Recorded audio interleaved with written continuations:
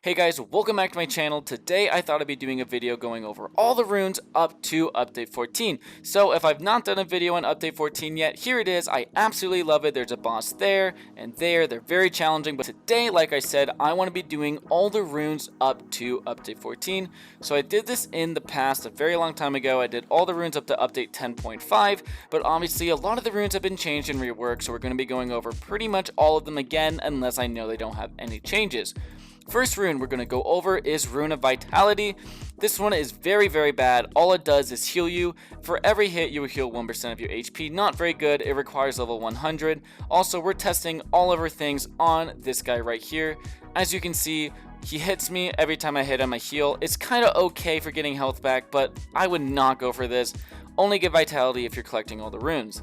So next, we are going to be going over the Rune of the Azura Phoenix. So this requires level 400. Yet again, this became one of the best runes in the game. Absolutely shreds bosses again and is a massive powerhouse. I would highly recommend going for it again. So basically what it does is affect these three abilities: Sword Storm, Blaze Slash, and it also affects Moon Cutters. We're going to be testing it on this guy down here. As you can see, shreds him. Blaze Slash, if I recall, is still pretty dang good. Not as good as it used to be, obviously. Absolutely shredded that guy. Moon Cutters shreds him as well. Or, no, never mind, take it back. It looks like Blaze Slash is God tier again. My bad. And then we also got Sword Storm, sorry. That does massive damage. Blaze Slash, massive damage. Moon Cutters, all of it great. As you can see, Azura is heavily worth getting again.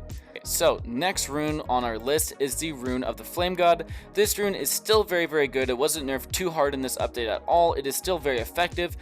Basically what you want to do with this rune is you want to use the Windstorm, Acceleration Divider, and Shatter. These are your abilities, but normally you're going to be using Windstorm, Shatter, and Havoc, but obviously I just want to show them all off. Windstorm is the main shining part of this. Absolutely shreds a boss, as you can see. Absolutely shreds a guy. I don't know why I said boss is only mob, but absolutely shreds everyone. When in combo with Shatter on the floor, absolutely shreds everything. But as you can see, Shatter's time is huge again. If I recall, it was 12 seconds before update 14, but now it's 18 again. Okay, so that is Flame God for the most part. Next, I want to go over a limited rune. And by the way, there's only a single rune I will not be talking about in this video. That is the Solar Rune. I don't have that one. Let me know down below if there's any other runes I forget to mention, but the Solar Rune, I don't have that. All it is a reskin of the Lunar, but I'll talk about the Solar more when I get to that one. So next is also a limited item. Same with the Solar Rune, that one was limited. This is also a limited rune. It is the Rune of the Egg. It was in the Easter event of 2020. You've probably heard me talk about the Egg Rune a lot if you follow this channel. I used to be an Egg Rune main.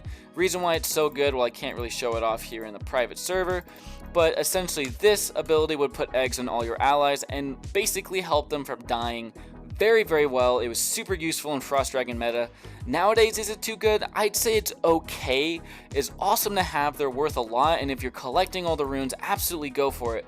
But is it needed to play the game and the max tier raids? Absolutely not. Silencer kind of replaced all the egg runes and safeguards and all that, but egg rune's still fun to have, and it is still fun to use, just not very needed. So next, I'm talking about Rune of the Ice Queen. This is absolutely amazing. It is level 300. This rune is absolutely amazing. It affects Mending Sword, and it also affects Shatter in a very good way.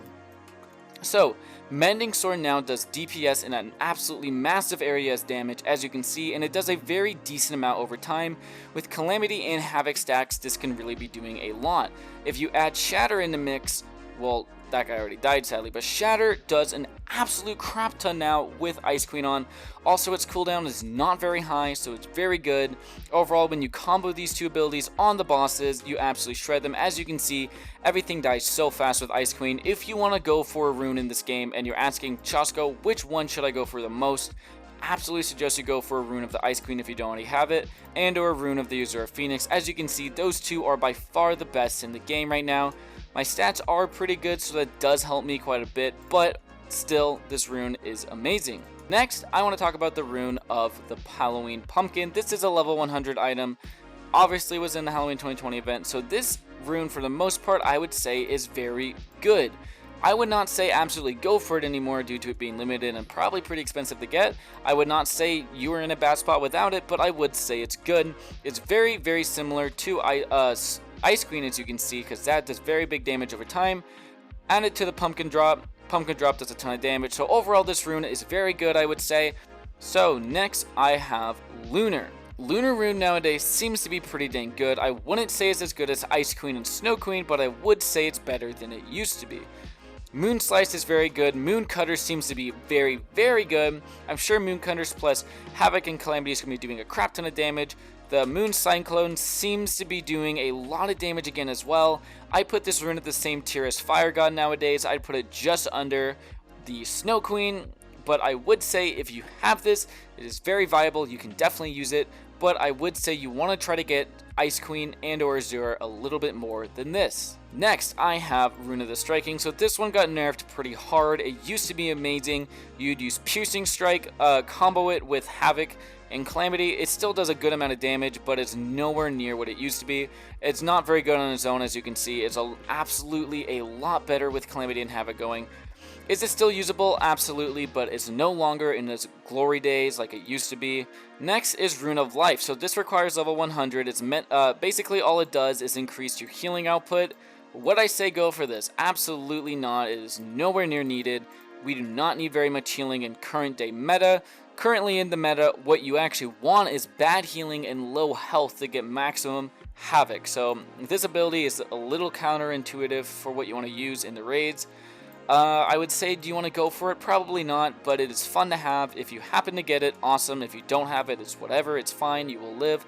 But overall, it's still a pretty fun rune. Next is the Rune of the Protector. So the Rune of the Protector is pretty much a worse version of the Egg Rune. The Egg Rune is definitely better overall because it's an Egg Rune. But Rune of the Protector is very similar to it in the way that you protect your allies. Is it good nowadays? Absolutely not. The Protector Rune and Egg Rune are kind of outplaced because you want low damage, you want to be hit a lot because you want maximum tier Havoc for as much time as you can, so you need to be taking a lot of damage, and overall, the Protector Rune, not the best. If you have it, cool for collecting, but do you need it? Probably not. Next is Rune of the Blade. This one requires level 100. It used to be absolutely amazing. It used to be absolute death. What it does is increase Sword Splitter to ×3, so basically there's 3 of them, not 1. Is it still good? I would say it's still good, not amazing. So this used to be what shredded Frost Dragon on hardcore. This used to be what carried raid parties for days. Nowadays, I would say it's good, there's just better things to use. However, with it, you can use both Havoc and Calamity at the same time. So with that in mind, it can give you massive damage output in solo.